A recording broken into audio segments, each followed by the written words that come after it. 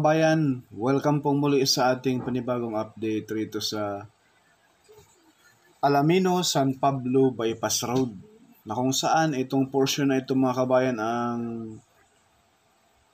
hadlang upang itong Alamino, San Pablo Bypass Road mga kabayan ay passable na po sa mga lahat ng uri ng sasakyan. Although may mga area pa rin na wala pang semento, pero pwede naman siya madaanan ng sasakyan dahil kahit trap road, no? So ito kasi yung tulay na ito ito yung portion ng Barangay San Miguel, San Pablo City, Laguna. Ayan. Dahil kapag maulan, yung right side na yan ay sobrang putik. Kahit motor, mahihirapan dumaan rito. So, kung walang ulan, passable, kahit sasakyan mga bayan, pwede naman dumaan rito sa gilid. Ayan po, sa gawing kanan. Ayan po mga bayan. Maluwag naman po yan. Pero, pag maulan, ay nako, sobrang hirap. Sorry po, ang ating camera medyo magalaw. So, ayan po, tinatambakan na po ng lupa para hahabulin yung alignment ng mismong tulay na bagong buhos. 'Di ba last update natin rito mga kabayan ay may buhos siya halos lampas kalahati, pero ngayon totally tapos na po talaga ang buhos ng tulay rito. So maya-maya pupuntahan din po natin yung kabilang tulay. So ayan po mga kabayan, napakalaking good news nito.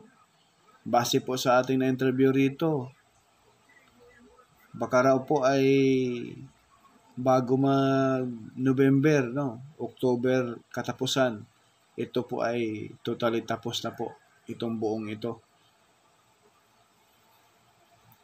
Yan. Yung portion na yun, no? Mula dyan sa simentado mga bayan hanggang dito sa tulay, mga 15 meters na lang yan.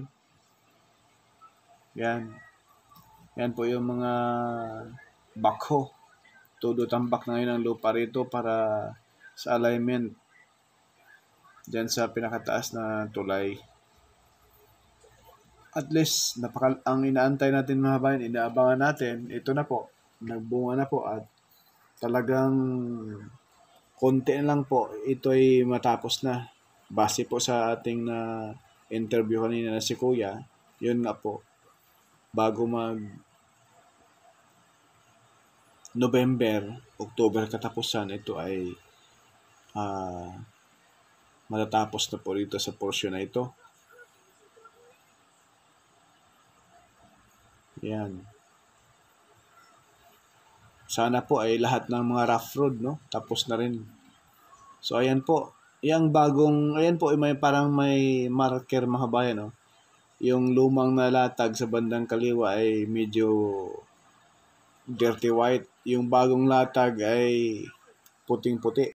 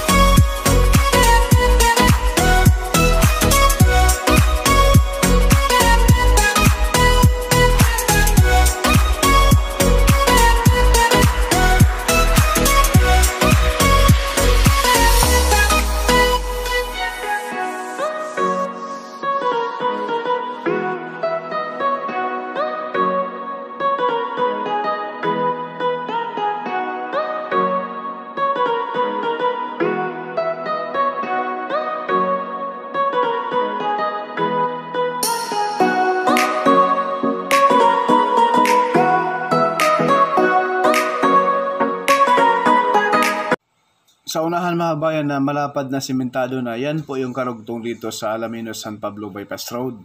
So, ayan po, may mga kabahayan dyan na rough road pa po yan. Ayan po. Pero, passable naman po sa mga sasakyan.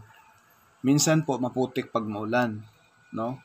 Choice nyo kung gusto nyo yung dumaan. So, ayan po yung baba natin. Kung galing ka ng Maynila, papunta ka ng Lucena, yung intersection sa baba natin, kakaliwa ka dyan. Dire-diretso lang. Yan po yung Barangay San Miguel Road. Madaanan mo dyan yung San Pablo Interchange sa unahan, sa SLEX. Dire-diretso. Ang dulo, Barangay San Gabriel, San Pablo City, Laguna. May public cemetery doon. Intersection, mayroong makita kang 7-Eleven. Right side, papuntang ano na po yan, Tiaong Gates po. Minsan po may mga kababayan po nating napakahirap makaintindi sa ating paliwanag. So, yung baba natin rito mga bayan, baling natin yung ating camera. Ayan na po yung tulay. Ayan, yung tulay, kitang-kita po bagong buhos. No? So, yung bundok ng Samarayo, ayan po yung Mount Banahaw. Mga kababayan. Dire-diretso lang. Yan lang po talaga. Itong tulay ang medyo dito, malaking hadlang, no? Pero yung mga rough road dyan, ay kahit maulan, pwede naman makadaan. Pero, kapag tatrabahoin na yung mga rough road dyan, mga bayan, baka posibleng isasarado din po. So, ito po yung baba.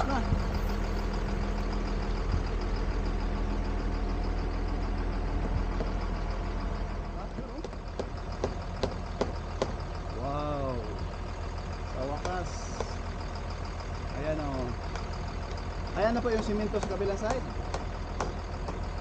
Oh, konti na, mga 10 meters na lang. Siguro hinuli nila pag simento rito banda dahil yun nga, yung harapan natin, yung lupa dyan, tatampakan pa rito, i-label pa rito sa tulay. Sir! Kailan to binuhusan, kuya? Nakarang Lunes? Ah, okay. Wow. Yan po mga bayan, napakalaking good news Oh. So ngayon mga kabayan, atin pong sisilipin rin po natin yung kabilang tulay sa boundary ng Barangay San Miguel at Santa Maria. So ito na po yung tulay rito sa Santa Maria. Kung nabuhusan na po ba yung pinakataas, ayan yung baba natin, hindi pa rito binuhusan nila. Siguro pagkatapos ng tulay na yan. Ayan po mga bayan, good news rin. Sinabay po nila doon sa may Barangay San Miguel at rito sa may Santa Maria. Ayan po, masisilayan po natin mga kabayan, no? Yung mismong tulay na bagong latag rin po. Sinabi po ng nagtrabaho roon kanina, yung foreman, yun, noong Lunes raw, ito binuhusan. Ayan, bagong buhos mga bayan. So, yung inaayos nila yung gilid na lang. Yung pedestrian lane na lang sa gilid ang inaayos. Tsaka yung harang sa gilid, no?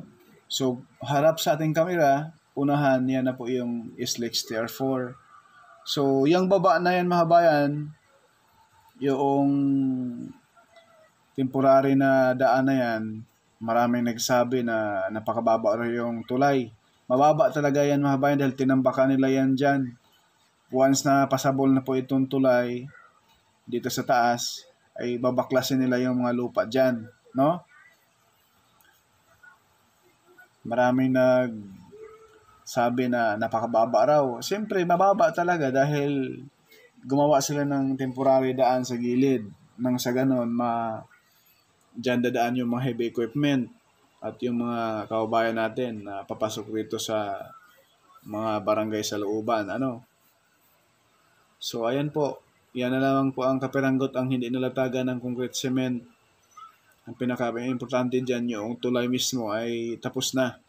Yung baba natin, halos 8 meters lang yan, ay napakabilis na lang po yan. Sabay na siguro yan doon sa Barangay San Miguel na tulay. So ayan po yung gilid ng tulay mga bayan. Diyan po tayo dumadaan. At pwede makadaan dyan kahit bus.